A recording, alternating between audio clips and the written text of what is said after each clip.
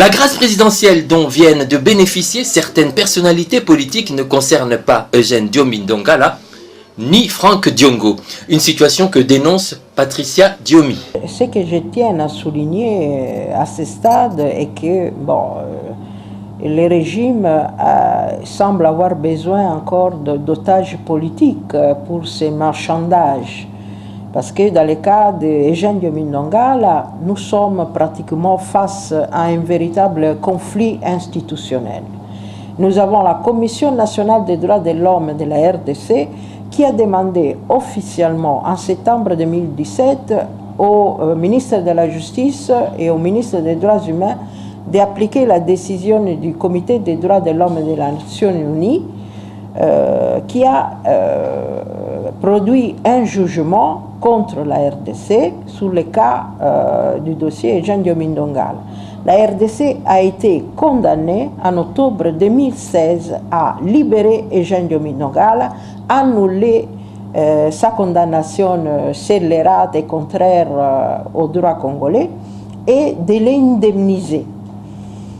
Cette décision, qui est un jugement conforme au pacte international relatif aux droits civils et politiques et son accord, son protocole additionnel, n'est pas appliquée jusqu'à ce jour par le gouvernement de la RDC. Patricia Diomi renvoie la justice congolaise à l'application stricte de l'accord de la Saint-Sylvestre ainsi qu'à l'article 215 de la Constitution. Nous demandons au ministre de la Justice d'appliquer les dispositions contraignantes de la Constitution.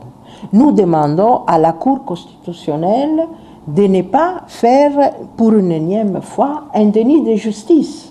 Nous demandons au gouvernement de M. Tshibala, qui reconnaît qu'il existe 3 prisonniers politiques en RDC, de libérer et d'être conséquent avec lui-même et de libérer Eugène Diomi Ndongala.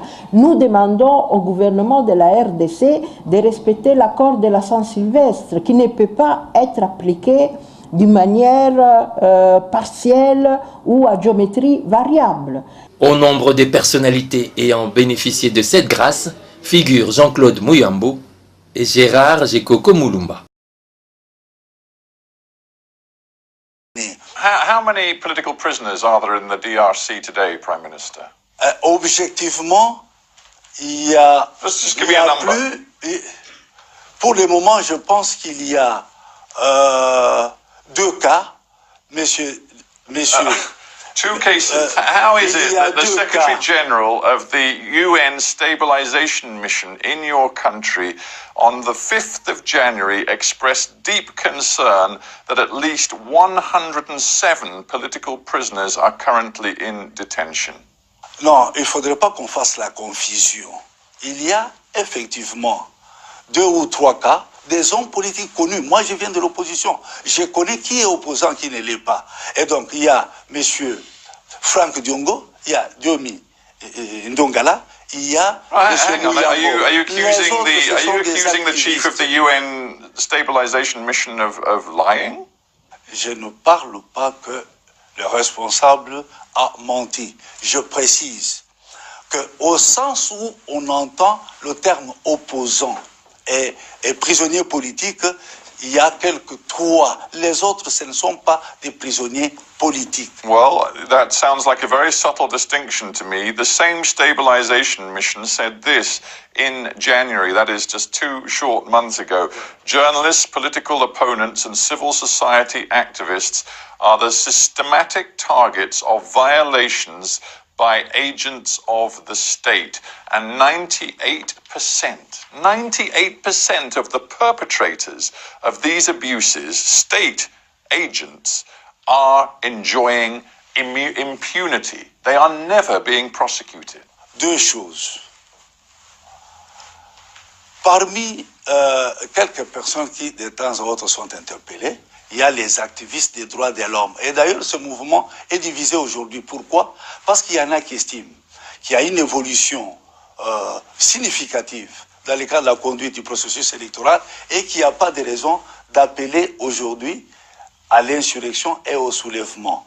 Et ceux-là ils exercent leur activité sans être interpellés par qui que ce soit. Mais ceux qui prennent la liberté avec le droit et les libertés, qui appellent à l'insurrection, c'est ceux-là qui se retrouvent parfois interpellés par les services. En ce qui concerne les autres personnalités, je viens d'indiquer qu'à notre connaissance, il y a 3 personnes. C'est M. Mouyambo, c'est M. Dionga et c'est M. Diomi Ndongala. You seem to have a